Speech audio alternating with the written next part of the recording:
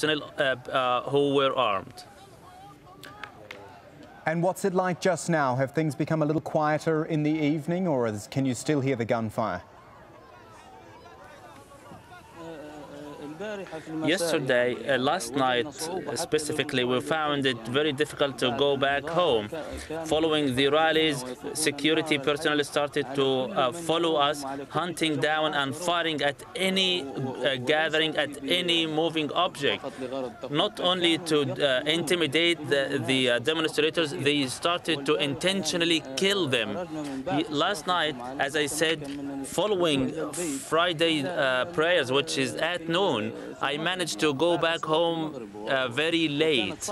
It was very difficult, and I used side roads and very small alleys to go back to my home. The Revolutionary Guard, which is the presidential guard of Muammar al-Qaddafi, started to hunt down any person they see in the street. And a lot of the rest of the country, sir, has been in the hands now of the protesters. Do you believe that Tripoli will soon also be in the hands of the protesters and not Muammar Gaddafi?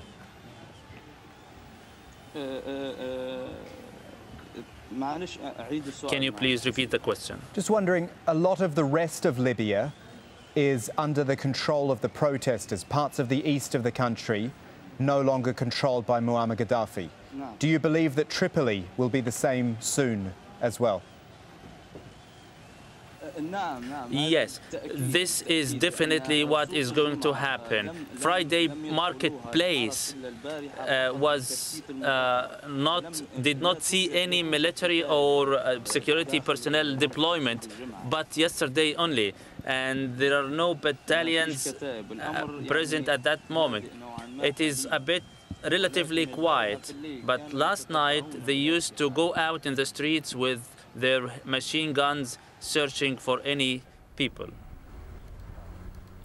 We were speaking there to a resident of Tripoli through a translation there, explaining to us what he has seen, the violence that he's seen last night, and believing that Tripoli will soon fall to the protesters. Well, Gaddafi's strongest European ally has weighed in on the uprising in Libya. At a political meeting in Rome, the Italian Prime Minister Silvio Berlusconi said it appears that, effectively, Gaddafi no longer controls the situation in Libya. Let's put that to Ibrahim Shakir, who joins us here from the Brookings Centre, Doha. What do you reckon? Is he right? Yeah, we have seen increasingly more evidence that Gaddafi is losing control over the country. And I think, answering your question that you were asking to the gentleman from Tripoli, I think we're going to see the Gaddafi losing next parts of Tripoli. And I expect there will be a serious confrontation within Tripoli, because al-Gaddafi has showed a pattern of resisting and fighting all the way to the end, and he is not going to. This is the thing, he's made that threat, hasn't he? He said, I will arm the people if I have to, which means that he is, at least in his mind, still very much in for the long haul. That is, I think that's his wishful thinking. I doubt that he will be able to implement this, because when he realizes that most of the tribes, most of the tribal leaders are now joining the protesters, are joining the revolution, he will think twice, because arming the tribes, as he said in his speech, means that these arms will be used against him. And I think the regime has now only started to realize that they have lost parts of the control over parts of the country. And we have seen this in the speech of his son, Saif al-Islam Gaddafi, when he said that we're going to recover the control over the eastern part of the country, which is an acknowledgement of Saif al-Islam that he did lose the eastern part of the country. And soon he will realize that he is losing control over parts of Tripoli. Which all adds up to, and this is what you and I spoke about during Egypt as well, the speed factor. How fast this is all happening. I think this is going to be a bit slower than what the way it happened in comparison with Egypt, because we are seeing an entrenched regime here in Tripoli that is fighting all the way to the end and is not going to give up despite the pressure that is receiving from the international community. But an entrenched regime that has lost a lot of control very fast. Yes. I mean, that's been the interesting thing. Egypt was almost a decapitation at the end. That is correct. This has been right across the country. It happens. Yes. One place seems to fall, the next place seems to fall. Now all eyes on Tripoli. Yes, it will be in Tripoli, and the confrontation will be in Tripoli. And I think it will take some time in Tripoli, unless, and that's what we should watch very carefully, special commanders within, especially from the revolutionary committees or from the army, that they joined the revolution. And one of them, one major important leader, commander within the revolutionary committees joined the revolution and put an end to this. Because unless, which is something is to come from the internal circle of Gaddafi, and that is what we should be watching. I was about to ask you, because that is so important. We focus on the outward pressure of the protesters and the violence, if you like, but in the end, the fall could come from within. Is that what you're saying? That's correct, Kamal. And I think this is an option we should not rule out completely, because actually we have enough ground to make sure to suggest and to think that something like this might happen, because we are seeing increasingly more important figures within the political system is joining the revolution. And today we have seen the head of the special forces. This is a breakthrough. This is a very important declaration that was made, that's joining the revolution. And of course we have seen most of the army units also, they're joining the revolution. So I think it is, again, we don't know for sure if this is going to happen, but I think we can be comfortable in suggesting or in thinking that something from within the internal circle might happen next, and this will accelerate the development and might put an end to this confrontation. All right, Ibrahim, thank you for that. Stick around, because we'll, of course, talk to you later on throughout the evening. Thank you. UN Security Council meeting again to firm up a draft resolution calling for sanctions against Muammar Gaddafi and his government. Turkey's Prime Minister has criticised such sanctions, though warning the Libyan people are the ones who will actually suffer the most. During a UN meeting late on Friday, Libya's ambassador denounced Gaddafi, who 3 days earlier he called his friend. Mohammed Shalgam also criticised Gaddafi's attacks on civilians. It was an emotional speech. He said he could not believe the violence the leader was inflicting on his own people. And UN Chief Ban Ki-moon also urged the United Nations to act right away. He gave some pretty harrowing details of the violence too. Have a listen. Estimates indicate that more than 1,000 people have been killed. The eastern part of the country is reported to be under the control of opposition elements who have taken over arms and ammunition from weapon depot. There are daily clashes in at least 3 cities near Tripoli. The streets of the capital are largely deserted. People cannot leave their houses for fear of being shot by government forces or militias.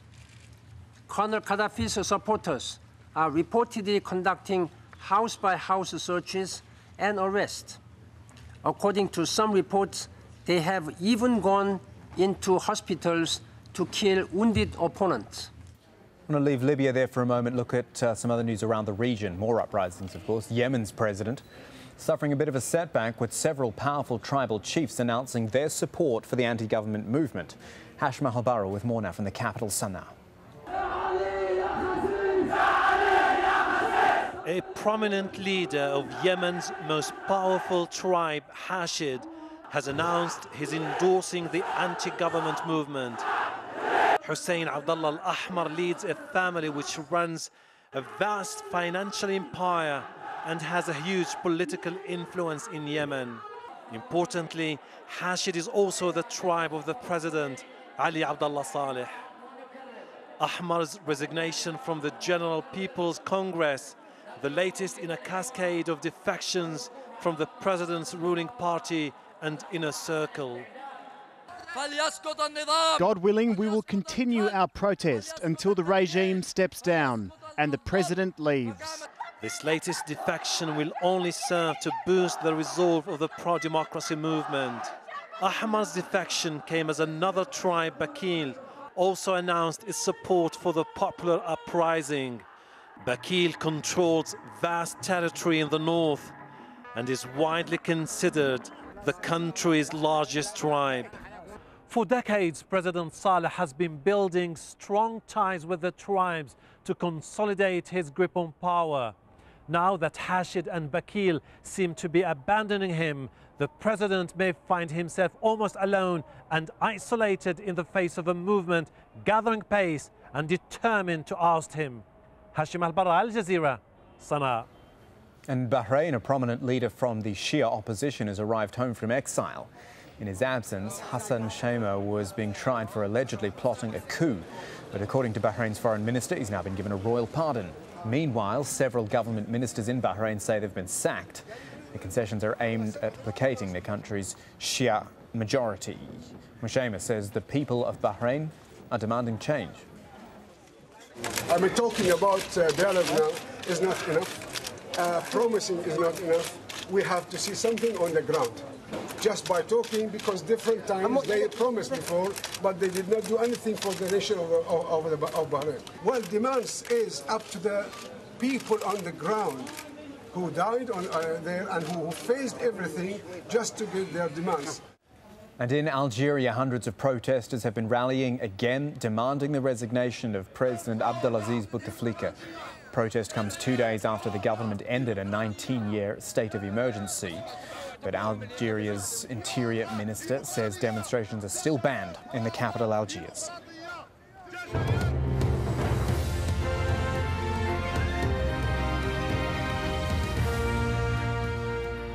So let's run you through developments as they stand across the Middle East, starting, of course, with Libya, a day after protesters were fired on by pro-Gaddafi militia in Tripoli. Residents now say the regime is arming civilian supporters. They're setting up checkpoints and roving patrols to restrict movement around the city. Other reports say Gaddafi's security forces in some Tripoli suburbs are switching sides, though. Much of the rest of the country, though, is in the hands of Gaddafi's opponents. This is Benghazi, where many banks reopened. The coalition now running the eastern city works to get life back to normal. Keep moving around Yemen, where the embattled president suffered a setback with key tribal leaders announcing their support for the anti-government movement.